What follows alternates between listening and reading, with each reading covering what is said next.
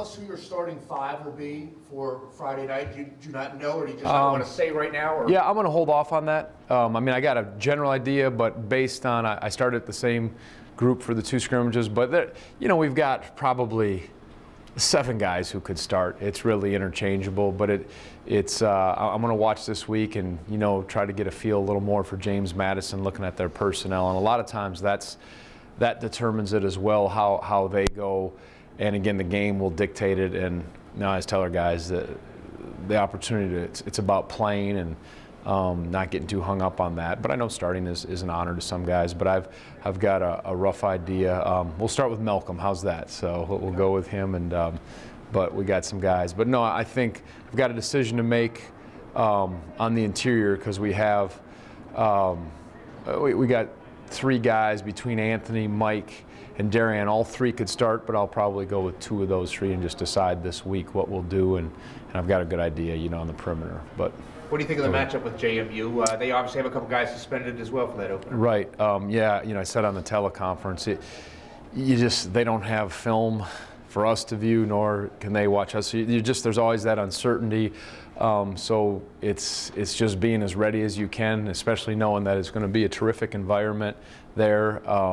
It will test us to be as focused and as sound as we can, and so you put yourself and your team in those spots, and it'll be you'll learn something from it, but we don't exactly know what they're going to do, nor do they know what we're going to do, and that's, I guess, the part of opening games without any film to go by. Do you like what you saw in those scrimmages, or what do you take from the 2 scrimmages? There were good things. Georgetown outplayed us. That was, there's some stuff that we certainly learned, and we talk about being, I guess being thankful for what you learn in adversity. So there's some things that we'll have to certainly address and use this week of practice to prepare for James Madison. But there were good stretches in both scrimmages, and the thing you like about those scrimmages is you play more than just a 40-minute game. You put yourself in situations and you do things and you get different looks.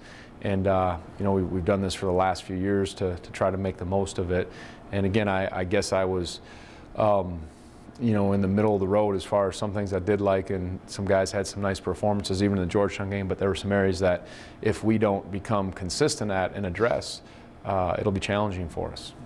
Does everybody, those behind you now, how much is everybody just looking forward to playing somebody else and making it count, just getting down to business? Yeah, I think, players love to play. It's as a coach, you wish they loved practice nonstop, and they work hard, and we have a good group that way. But the excitement of playing, and again testing yourself, and with certainly the excitement of the crowd, the ability to be in those settings. I know they're certainly looking forward to it, and know that we have some good challenges in front of us.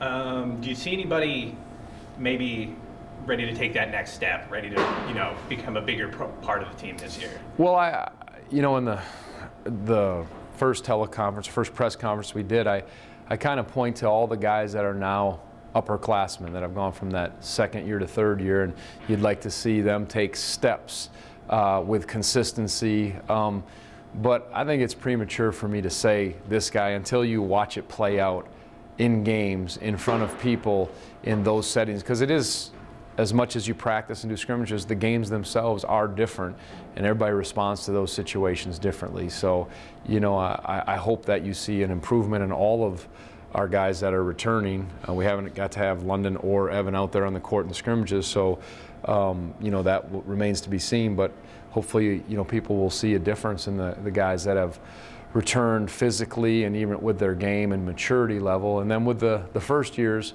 with them, it's always a little bit of a roll of the dice. But all of them have showed some nice things, and that will be again determined by how they perform in the games. I guess you said on the teleconference you're looking at Devin as maybe the guy to fill in the holes with London. Yeah, I think we've got with Devin and Malcolm and Justin and Marielle and BJ, those 5 right now are guys that all can play those perimeter spots. You just look at our roster, that's what's there. And we, whether we go with all 5 of those in spots, we'll see. But Devin's got experience, so he's done a solid job for us in the scrimmages. And again, we've seen nice stretches, certainly from Marielle and BJ in those roles too. And obviously the 2 upperclassmen with Malcolm and Justin, you're going to have to certainly hope to get that level of leadership that will be needed for us as we go on the road, play against quality competition. That's going to be significant.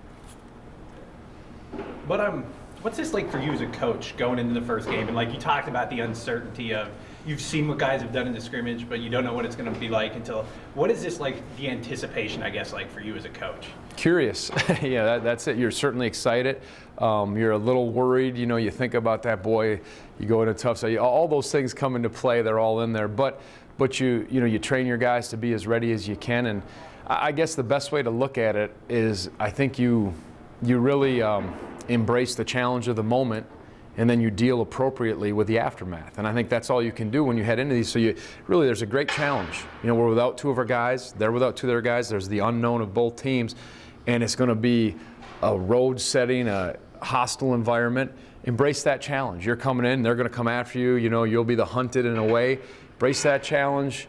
Get after it, and then you just deal appropriately with the aftermath. I think that's how I look at that and try to kind of simplify it that way and prepare as well as we can to play a good ball game. Along those same lines, all the outside stuff, all the the expectations, the excitement with fans and stuff. How nice is it to have games now like right there in front of you to focus on and just kind of focus on playing games? Yeah, it is, and that's the truth serum. You know, you can talk about all the excitement and all the stuff surrounding it, but until you get in games. All right, now we're going to get some feedback against other opponents, you know, with the scoreboard.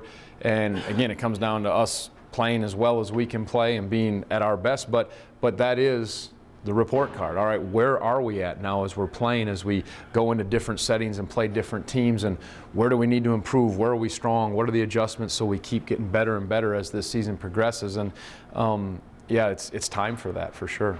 You feel like the team's ready, or where you want them to be? Yeah, I would have said, if you asked me Saturday night after our Georgetown scrimmage, no. I said, I think we got to improve. We had some trouble. Again, there were some good things, but we've worked hard, and I know they'll be as ready as we can, and again, we'll learn from that. But I don't know if as a coach, you know, when you go through it, if you ever feel like we're just ready, it's all there. You always think, well, especially early on, I'm not sure how this person's going to respond. We're a little imbalanced right now, so you're always kind of grinding through that stuff in your mind and wondering, as I said, when you asked how you feel heading into this, you're curious of what will play out. Coach, can you talk specifically to where your young players are defensively, which is what you guys hang your hat on, where you guys are at as a whole defensively? Yeah, some of the guys have grasped it. You know, it's an ability to be continuous, and I think it's a little inconsistent. But I think that the older guys have done a good job of letting our young guys know, hey, this is first where you start. This is going to help us when you guys are in the right position. You really got to fight your natural tendencies to rest and not be as focused on that side of the ball. So I think they've all shown some flashes because there is some length and some quickness. And I think that has showed at times. So again, will it hold up when, you know, it's a little more frantic out there? That's going to be a great evaluation for us. But they've worked really hard, and they understand that. And because they're hard workers and they want to do well. They want to do well certainly for themselves, but they want to help this team. That goes a long way, because I don't fault any of the young guys' effort. Sometimes it's execution and just know-how, but they have a little more grace than the other guys, but it's a process for sure.